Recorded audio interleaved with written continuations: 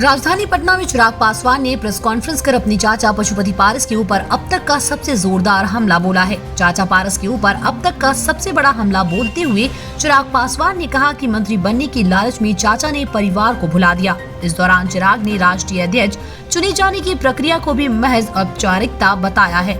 चिराग ने कहा कि 5 सांसदों ने पार्टी और संस्थापक के विचारों को कुचलते हुए एक अलग गुट बना लिया। इसके साथ ही चिराग पासवान ने पारस गुट द्वारा बुलाए गए राष्ट्रीय कार्यकारिणी की बैठक को अवैध बताया। चाचा पारस पर हमला बोलते हुए चिराग पासवान ने कहा कि नीतीश कुमार ने पार्टी के संस्थापक रामविलास पासवान को अपमानित करने का काम किया है, लेकिन चाचा आज उन्हीं की गोद में जाकर बैठे हुए हैं। मेरे अपने अगर मेरे साथ होते तो 7 जन्म में किसी के पास ताकत नहीं थी कि वो चिराग पासवान को तोड़ सके या मेरी पार्टी को तोड़ सके।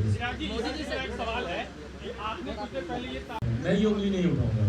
मेरा विश्वास उस चेयर पर है, मेरा विश्वास हमारे लोकसभा अध्यक्ष पर है कि वो जब उस चेयर पर बैठे हैं तो निष्पक्ष तरीके से जगहों पर जाने की, मुझे अपने प्रदेश में तुम यहाँ नहीं जा सकते, तुम वहाँ नहीं जा सकते, तुम इनको माल्यार्पण नहीं कर सकते, मुझे तो दुनिया भर के मेरे ऊपर रिस्ट्रिक्शन राज्य सरकार और प्रशासन द्वारा लगाए गए हैं। भाई मैं अपने आदर्श, जब मैं डॉक्टर बाबा साहब भीमराव अम्बेडकर की प्रतिमा पे माल्यार्पण ही नहीं कर सकता, शुक्र मनाइए कि इन्होंने इस बात की पाबंदी नहीं लगाई कि मैं अपने नेता का भी माल्यार्पण नहीं कर सकता। कल को मुझे लगता है उनकी प्रतिमा भी, और इस बात का हम लोगों ने आग्रह किया है कि हमारे नेता की प्रतिमा, मैंने प्रधानमंत्री जी को भी एक पत्र, हम लोग की 20 तारीख को राष्ट्रीय कार्यकारिणी की जो बैठक हुई थी उसमें जो प्रस्ताव पारित हुआ था, तो उसमें हम लोगों ने मांग की है कि हमारे नेता आदरणीय रामविलास पासवान जी को भारत रत्न दिया जाए। उनकी एक प्रतिमा पटना में कहीं पर भी एक भव्य उनकी प्रतिमा, आदमकद बोलते हैं जो पूरी फुल फ्लेज प्रतिमा होती है, उसको यहाँ पर स्थापित किया जाए। और साथ ही में मैं इस बात का भी आग्रह करूँगा, भैया मुझे चिंता है कि जब हम लोग भारत रत्न की जब हम लोग बात करते हैं, इतिहास में भी कितने ऐसे बिहार से महापुरुष गए हैं। भाई अब तो डबल इंजन की सरकार चल रही है ना नीतीश कुमार जी, तो क्यों नहीं उनको भारत रत्न मिलने का काम किया गया? श्री बाबू यहाँ से थे, उनको क्यों नहीं अभी तक आपने भारत रत्न दिलवाने का काम किया? कर्पूरी ठाकुर यहाँ पर थे, उनको क्यों नहीं आपने भारत रत्न दिलवाने का काम किया?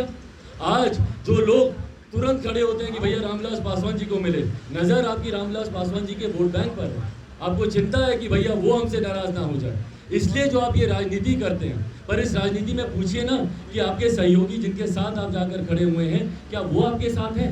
उन्होंने जिस नेता को भारत रत्न देने की आप बात कर रहे हैं, जो मेरे चाचा जी ने भी कहीं ना कहीं हम लोग की बात में समर्थन करते हुए कहा है, तो पूछिए कि क्या नीतीश कुमार जी इस बात का समर्थन करते हैं?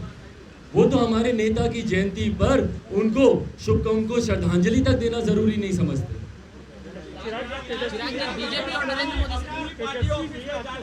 किसी के समर्थन की जरूरत नहीं है, कोई नहीं रोक सकता मुझे वहां जाने से। मैं देखिए मेरे चाचा रहे हैं भाई, वो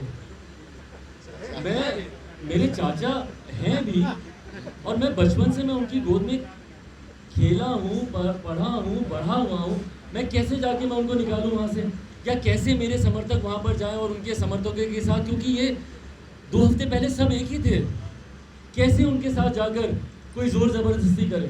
भाई आपको नहीं पसंद है कार्यालय, मैं नहीं आऊँगा, मैंने व्यवस्था कर ली ना अपने यहाँ पर हाँ जिस दिन मुझे अपना कानूनी अधिकार वहाँ पर जताना होगा मैं आऊँगा। और तब तक मैं आपको समय दे रहा हूँ कि आप वहाँ से जितना हो सके आप भी अपनी वैकल्पिक व्यवस्था बना लें, क्योंकि इस बात की चिंता हम लोग को हमेशा से रही है कि वो कार्यालय जरूर रहा है, बट उसको मेरे चाचा जी ने हमेशा आवास के तौर पर भी इस्तेमाल किया है। तो मेरे लिए उचित नहीं होगा कि मैं उनको जाकर बोलूं कि भैया आप अपना आवास खाली करें।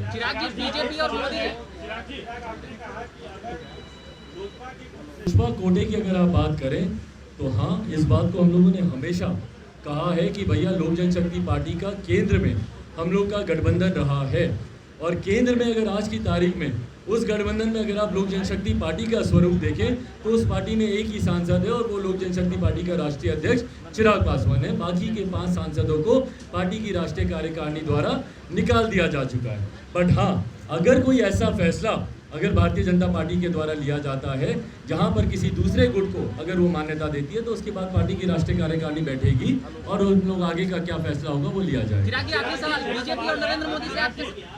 ढेर सारी शुभकामनाएं उनको। मैं चाहता हूं, मैं दिल से चाहता हूं कि उनकी मनोकामना पूरी हो। बहुत बड़ा दाव शब्द ठीक नहीं रहेगा, बहुत बड़ा कदम उठाया है उन्होंने, परिवार को तोड़ा है अपनी इस महत्वाकांक्षा को पूरा करने के लिए।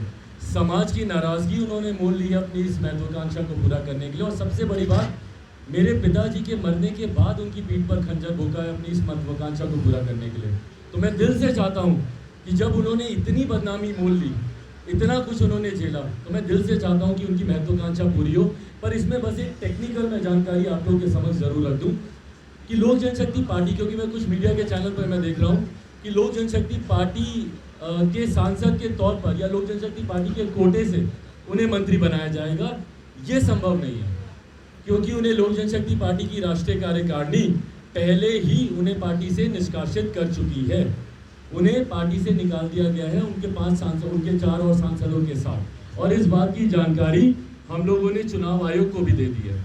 तो अगर कहीं गलती से अगर उन्हें लोक जनशक्ति, और मैंने प्रधानमंत्री जी को भी आज एक पत्र के माध्यम से उनकी जानकारी में भी मैंने दिया, क्योंकि संभवतः प्रधानमंत्री जी व्यस्त होंगे, उनकी जानकारी में कितनी बातें आई होंगी नहीं आई होंगी, पर मैंने उनकी भी जानकारी में मैंने इस बात को एक पत्र के माध्यम से मैंने दिया है कि इन लोगों को हम लोगों ने पार्टी से निकाल दिया है। पार्टी से अब इनमें से किसी भी सांसद का कोई संबंध नहीं है। इनको आप निर्दलीय सांसद के तौर पर देखिए, पूरी तरीके से प्रधानमंत्री जी का अधिकार क्षेत्र है कि वो किसको मंत्री बनाए नहीं बनाए, उसमें मेरा कोई हस्तक्षेप रहना संभव ही नहीं है। पर हाँ, अगर मेरी पार्टी का सांसद कहकर अगर उनको बनाया जाएगा तो मुझे आपत्ति होगी। उसके लिए भले मुझे न्यायालय भी जाना पड़े तो मैं न्यायालय भी जाऊंगा, क्योंकि ये मेरी पार्टी के ये सांसद नहीं है। और पार्टी के सांसद होने के नाते गठबंधन दल की परंपरा हमेशा ये कहती है कि अगर किसी अपने सहयोगी से पार्टी से सांसद को मंत्री बनाना है तो आप उस पार्टी के राष्ट्रीय अध्यक्ष से आप एक बार चर्चा ज़रूर करते हैं। 2014 में भी ये चर्चा हमारे तत्कालीन राष्ट्रीय अध्यक्ष रामविलास पासवान जी से की गई थी। 19 में भी ये चर्चा हमारे राष्ट्रीय अध्यक्ष रामविलास पासवान जी से की गई थी। और आज की तारीख में भी अगर किसी को संदेह है कि लोक जनशक्ति पार्टी किसकी है, पार्टी का नाम किसका है या सिंबल किसके पास है, तो मैं इस बात को स्पष्ट कह दूं कि कृपा करके चुनाव आयोग जाएं उसमें जाकर, क्योंकि इन लोगों ने सिर्फ वहाँ पर इस बात को बोला है कि भैया मैं अब राष्ट्रीय अध्यक्ष बन गया। भैया आप सिंबल पे आप क्लेम करेंगे कि नहीं करेंगे? आप बोलेंगे ना कि भाई पार्टी मेरे नाम पर आप कीजिए, पर वो हिम्मत ही नहीं है। इनको पता है कि इनके पास राष्ट्रीय कार्यकारिणी का समर्थन नहीं है। इनको पता है कि 95% पार्टी आज की तारीख में मेरे साथ है। 66 राष्ट्रीय कार्यकारिणी के सदस्यों का, और जो राष्ट्रीय कार्यकारिणी की गलत बैठक इन्होंने बुलाई वो भी मैं आपको बता दूं कि हमारी पार्टी का संविधान कहता है कि राष्ट्रीय कार्यकारिणी की बैठक बुलाने के लिए मिनिमम ऑफ 30 मेंबर्स का कोरम होना चाहिए कंप्लीट करने के लिए। कोरम को कंप्लीट करने के लिए 30 सदस्यों की मौजूदगी अनिवार्य है। आप बताएं ना कि भैया बंद कमरे में जो आपने बैठक की कितने लोग थे आपके पास और कौन लोग थे वो? तो इसीलिए चुनाव आयोग में भी आज की तारीख में राष्ट्रीय अध्यक्ष चिराग पासवान है। तो अगर लोक जनशक्ति पार्टी के कोटे से इनको मंत्री बनाया जाएगा तो हमारी आपत्ति होगी, हमारा ऐतराज होगा, और उसके लिए हम लोग को न्यायालय भी जाना पड़े तो हम लोग जाएंगे। स्वतंत्र सांसद के तौर पर आप इनको मंत्री बनाएं, मुझे कोई दिक्कत नहीं है। आप इनको जनता दल यूनाइटेड ज्वाइन करा लें, जनता दल यूनाइटेड की सदस्यता ग्रहण कर लें, उस कोटे से मंत्री बनाए, कोई दिक्कत नहीं है। बट जदयू से कोई भी मंत्री बनेगा तो जदयू में टूट पक्की है, ये मैं आपको बात। लेटेस्ट खबरों के लिए देखते रहिए MUZ न्यूज और ताज़ा अपडेट पाने के लिए चैनल सब्सक्राइब करना ना भूलें।